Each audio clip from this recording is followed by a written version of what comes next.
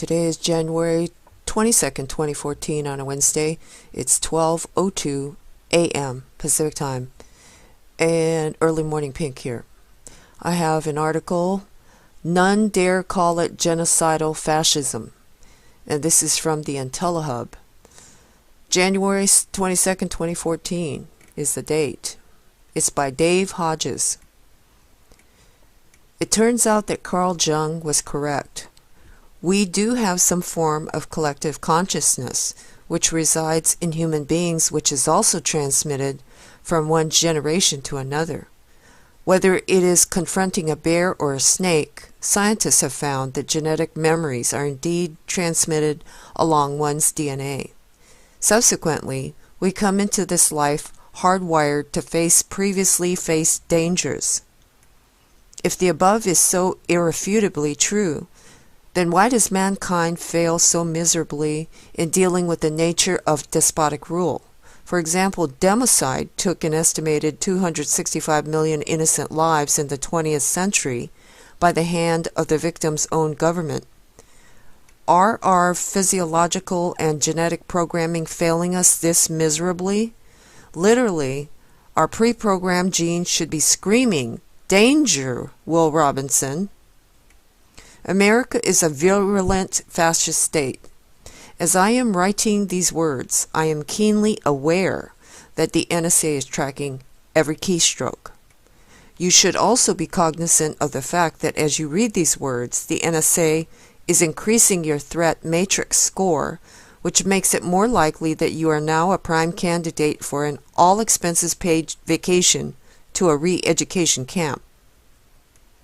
We have significant anxiety as we try and fly because of the stranger danger which lurks at the airport with blue, uninformed potbelly perverts foaming at the mouth in anticipation of the opportunity to touch the breasts of our wives and to stick their hands down the pants of our young boys.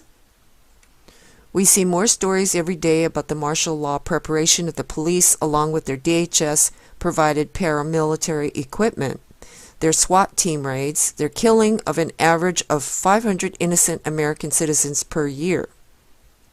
We know that our prisons have been privatized, which incentivizes these paramilitary police to arrest people for petty drug offenses, which supports an industry supported and controlled by our tax-supported CIA.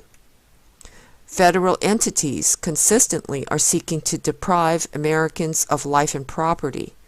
FDA SWAT teams raid raw milk producers and confine the owners to lengthy jail stays before releasing them without charges. The EPA is the hardest working organization within our federal government. While our president is busy vacationing and playing golf, his minions are busy stealing the properties of innocent, hard-working Americans under some silly notion that a damn fish is more important than the economic welfare of its citizens. Nancy Pelosi admits to insider trading, but ordinary Americans go to jail for far less. Dianne Feinstein entered the Senate as a millionaire, and now she is worth over $250 million. Where is the IRS? If you have unexplained income, you are likely to do 20 years in prison. You now live in a country where our contrived enemies want to attack us over these mythical freedoms, yet in the land of the free, we incarcerate 2 million people for mostly petty offenses. We guarantee private prison profits, and the U.S. has over 25% of the prison population on this planet. We live in a country which allows its courts to steal the children of anti-Agenda 21 protesters, and we permit unelected bureaucrats to shut down the power and water off of citizens who are legally opting out of the installation of cancer-causing smart meters.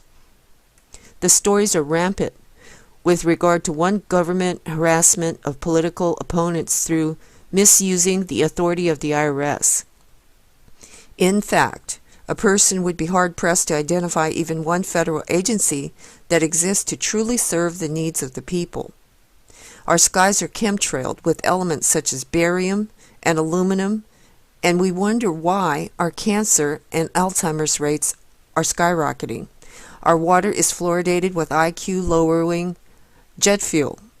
Our children with structurally developing brains are massively prescribed methamphetamines for the imaginary illness of ADHD. Our food is poisoned by the GMOs, and we don't have the right to opt out of eating GMOs because, well, the government allows Monsanto the right to get away without labeling foods that contain GMOs. Most concerning is the fact that our military is being turned upside down. Over 260 plus senior command officers have been fired by Obama. Why? Because Obama and his handlers plan on purging the public as they have the military, and it is obvious that these military leaders will not participate in the coming mass unwarranted arrests and genocidal exterminations of American citizens for holding on to such beliefs as liberty and freedom. After completing multiple combat tours of duty, our soldiers are drugged, have their guns confiscated, and incarcerated at an alarming rate. Our children are committing suicide at an alarming rate. Our government continues to forge job-killing free trade agreements, which ships millions of American jobs out of the country. And as a result, over half of the country is on some type of welfare, federal welfare. Our children are subjected to one curiosity-killing federal education program after another. This has resulted in our students being dead last in the developed world in educational achievement. After decades of these failed programs, our adult population has become dumber than a box of rocks. The globalists have us right where they want us, fat, dumb, and not so happy. The biggest insult of all, which has been levied against our republic, is the fact that the total collapse of our economy and ultimately our government is being led and orchestrated by an illegal alien. Did you ever believe that you would live in an America where you would be snatched off the street without any form of due process and secretly held without the hope of having a trial? Did you ever believe that the government could take all of your property and enslave you without any due process of law? Under the NDAA and Executive Order 13603, ownership of your possessions and your freedom has been transferred to the dictatorial mandates of the state. Most frighteningly, this country has been subjected to one false flag attack after another, and the worst is yet to come. But the biggest attack upon America and all of humanity is transhumanism. While the elite try and obtain immortality, they are simultaneously seeking to violently reduce the population by any means possible. We are being radiated by Fukushima in conjunction with massive poisoning of ordinary people, as detailed in the above-mentioned paragraphs. Conclusion. Americans are playing in a totally rigged game. Anyone who dares question the emerging fascist status quo is labeled and marginalized as a conspiracy theorist, as if two bad people would never conspire to do anything wrong. America needs to engage in its own conspiracy. However, before we can hope to be successful in any resistance movement, we must first and foremost increase our numbers. All fully aware citizens must become disciples of the truth, and you must become obsessed with spreading the word, as is what is happening to the U.S. and our citizens. I have been studying the tactics of past reformers and trying to judge which tactics might prove most useful in terms of resisting the tyranny which has overrun our country. I would invite your comments to this regard, as this will be the topic of Part 2 of this series. Time is very short. We are literally being poisoned to death, and we need to collectively act before it is too late. And I realize that it may already be too late.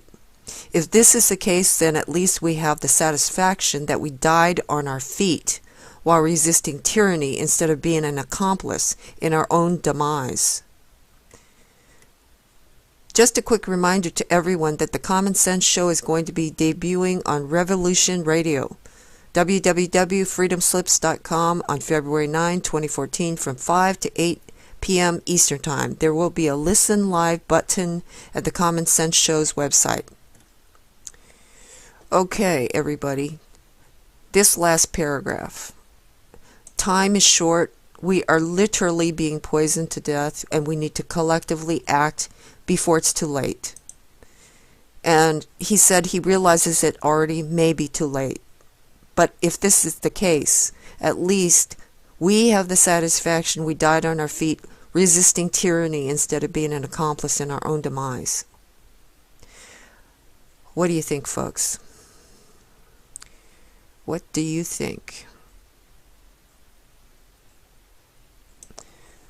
Well, I couldn't even take a breath in between those paragraphs. I think many of you are aware of this, but those words are holding a lot of importance. Before it's too late. If it's not too late already. Take care and be safe. Pink out.